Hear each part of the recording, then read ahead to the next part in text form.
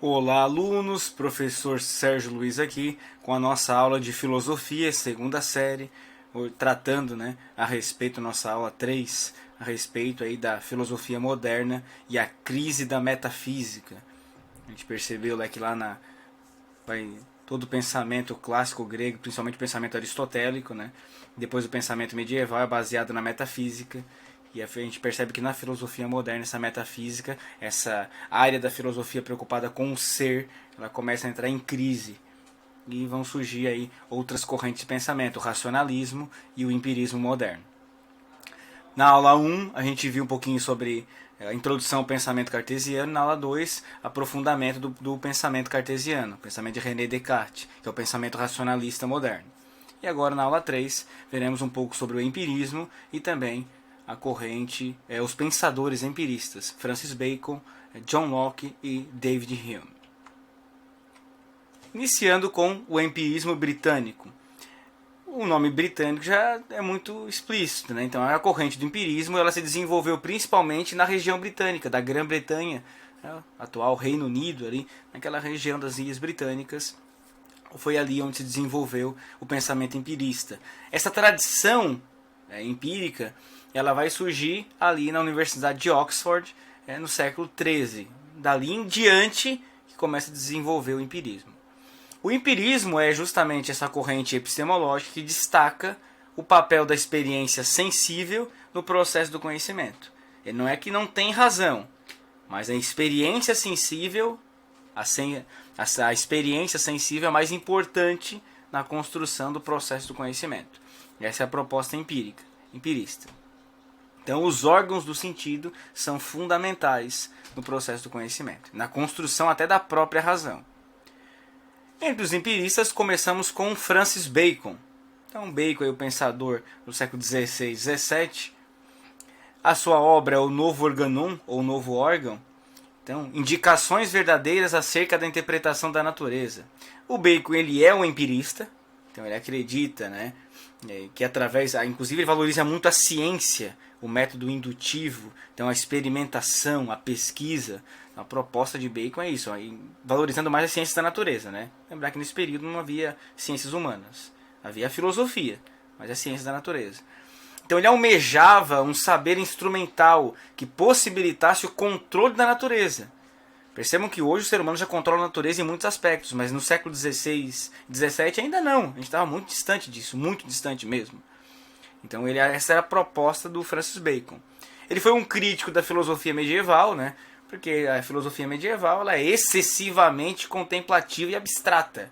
5 vias de provar a existência de Deus. Toda a teoria, o neoplatonismo de Agostinho.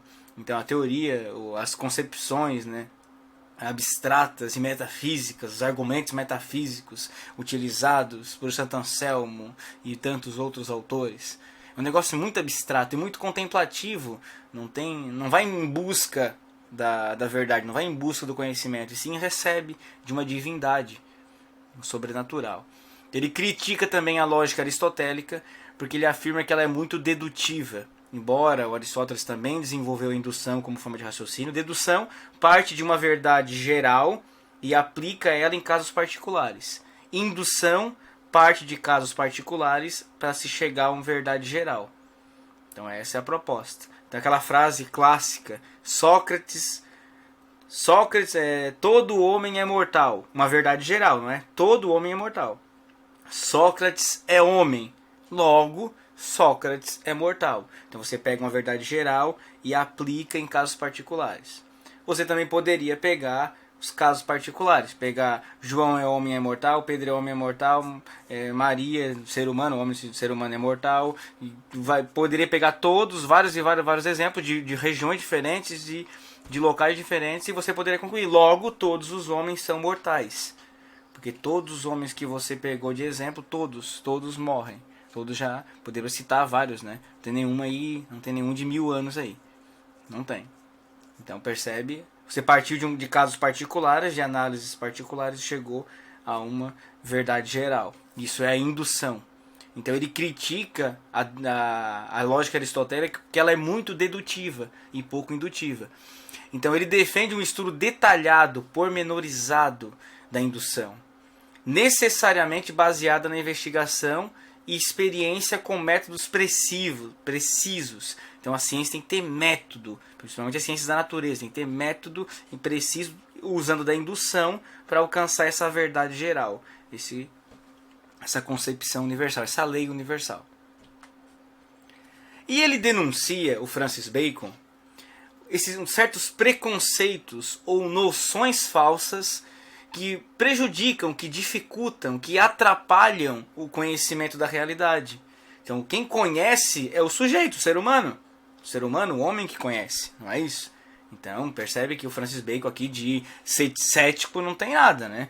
Ele é um dogmático filosófico. Então, ele acredita que é possível encontrar a verdade através da experiência. É preciso buscar encontrá-la.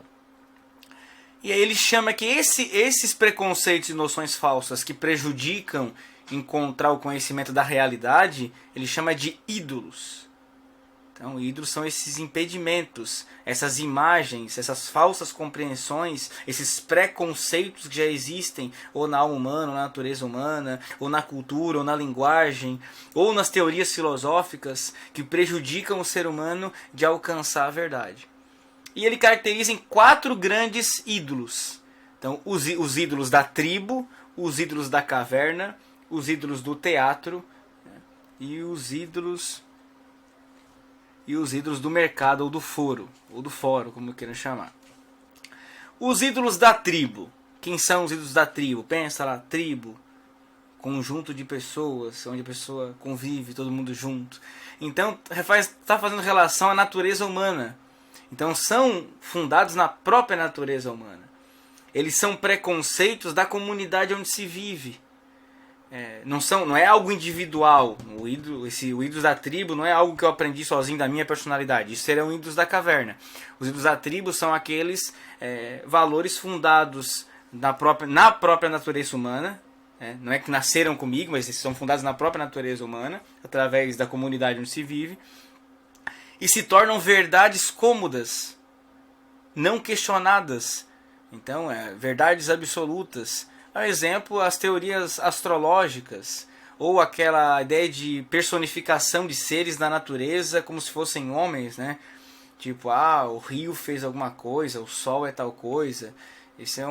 Não existe, o sol não é uma divindade, ele não tem uma ação humana, o sol não faz escolha, o rio não escolhe, a natureza em si não escolhe, ela segue princípios de funcionamento.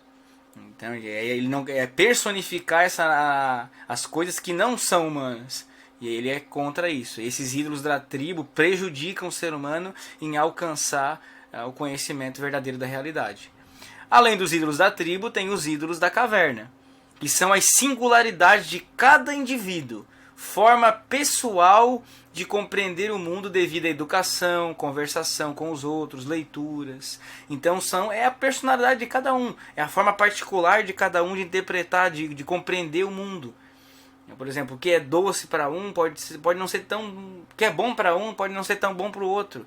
Nessa hora de compreender, definir o que é bom, os ídolos da caverna prejudicam. É preciso chegar numa universalidade da definição de bom e não usar essas particularidades. O gosto de cada um interfere. Então, esses ídolos da caverna são as sombras. Ele faz referência à teoria platônica. Então, aquelas sombras projetadas na caverna são ilusões. Então, são sombras, imagens. Dentro da caverna, que é o corpo, né? No caso, a mente humana. São os preconceitos que cada um cria, singularidades, forma de pensar, a personalidade de cada um, que isso prejudica ao compreender o mundo. Os ídolos do mercado, ou do fórum, como queira chamar, eles decorrem da linguagem. Porque mercado, pensa, lá na Grécia Antiga, mercados eram praças, feiras, né? Um monte de gente para lá e para cá falando ao mesmo tempo, aquela falaçada, um querendo vender aqui, vendendo aqui, vendendo aqui. Então era muito unido. Essa referência, por isso que é do mercado. Porque linguagem mercado não faz muito sentido, faz sentido por isso. Os ídolos do mercado, do foro, os ídolos do comércio, porque é ali onde tem todo mundo falando ao mesmo tempo. Tem uma distorção, não dá para compreender exatamente o que é. O que cada um está dizendo. Então, se eles decorrem da linguagem, porque a linguagem ela distorce a realidade. Ela pode, não necessariamente ela distorce, mas ela pode distorcer a realidade. Então, para ele, as ciências naturais, que é o foco dele, elas dispensam esses conceitos abstratos e vazios. Por que tem que dispensar conceitos abstratos e vazios? Porque é só linguagem. É só um mero conceito de linguagem. E isso só vai prejudicar o conhecer a realidade concreta, a buscar o conhecimento da realidade. Então, por isso, os ídolos do mercado podem prejudicar esses vícios da linguagem, os termos da linguagem. A linguagem pode, ao mesmo momento que é um instrumento de compreensão, né, de comunicação, ela também pode ser um instrumento de prejudicar, atrapalhar na busca pelo conhecimento. Os ídolos do teatro. Eles são os que migraram para a consciência dos homens por meio de diversas doutrinas filosóficas. Então, sabe quando tu pega uma doutrina filosófica e vê ela como verdade absoluta e não enxerga nenhuma outra forma de ver o mundo? Tipo o cartesiano, que acredita que o método do Descartes, né, é o melhor que tem, as 4 regras e pronto, as verdades são dedutivas, algumas nasceram comigo, outras vêm de fora, e tá certo, é isso mesmo, e pronto, é só isso, não existe mais nada. Então é uma verdade absoluta, ele vê o Descartes como uma verdade absoluta. E isso para ele é um problema, porque são ídolos do teatro. Muitas vezes essas doutrinas doutrinas filosóficas, elas têm um pouco de misticismo. Elas se misturam com teologia, com saber comum, com superstições. Eu vou dar um exemplo aqui, a teoria platônica, por exemplo. O mundo das ideias, reino dos mortos, rio Leté, entende? O Platão ainda faz referência aos mitos. Então percebe que essa não é uma coisa realmente prática, é um negócio meio abstrato. E por isso ele propõe que a pesquisa, o método indutivo e a pesquisa das leis da natureza são fundamentais. Então é preciso fazer pesquisa da lei da natureza, porque isso que é fundamental. Pesquisa no sentido de experimentação, né? De buscar. Ele critica os racionalistas e os empiristas. Ele é um empirista. O Francis Bacon, ele é um empirista. Mas ele critica os empiristas porque acreditam num ponto de que tudo vem de fora. Nada nasceu comigo. Não tenho nada. Tudo vem de fora. E ele critica o racionalista porque acha que tudo vem de dentro. O racionalista acha que tudo vem de dentro. A razão já nasceu pronta, né? Ou tem ideias inatas já. E ele critica os dois por isso. E ele cria o exemplo das abelhas. Então os empiristas são como as formigas. Porque as formigas pegam o que é de fora. A folhinha lá, né? Faz o formigueiro e armazena lá dentro. Então pega tudo que vem de fora. Tudo que elas usam para sobrevivência vem de fora. É de fora. As aranhas, a sua casa, né? Vamos chamar a teia de casa, né? Que não é bem casa, mas vamos chamar. Elas tiram de dentro. Tudo de dentro, né? A teia é de dentro dela. E ele defende uma posição intermediária, que seriam as abelhas. As abelhas pegam lá a substância das flores, que é de fora, consomem aquela substância e através do seu corpo, do seu organismo, modificam essa substância e criam algo novo. Essa é a proposta dele. Olha o método indutivo aqui. Pego o que é de fora, através da reflexão do método, eu construo algo novo. Então a proposta das abelhas é o que mais se encaixa no empirismo de Francis Bacon. Então ele é um empirista nessa perspectiva, um empirista intermediário.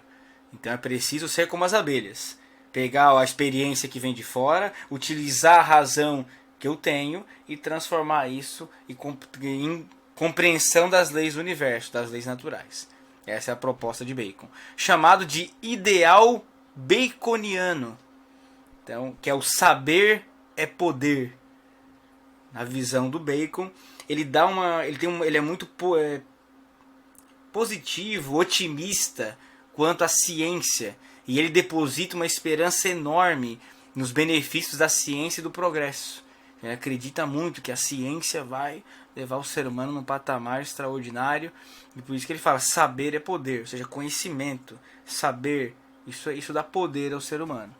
Esse é o ideal baconiano, mas não no sentido de poder para controlar os outros, no sentido de poder para controlar a natureza, para servir ao ser humano, né? Para beneficiar a sociedade, para desenvolvimento das ciências, da vida e do progresso humano.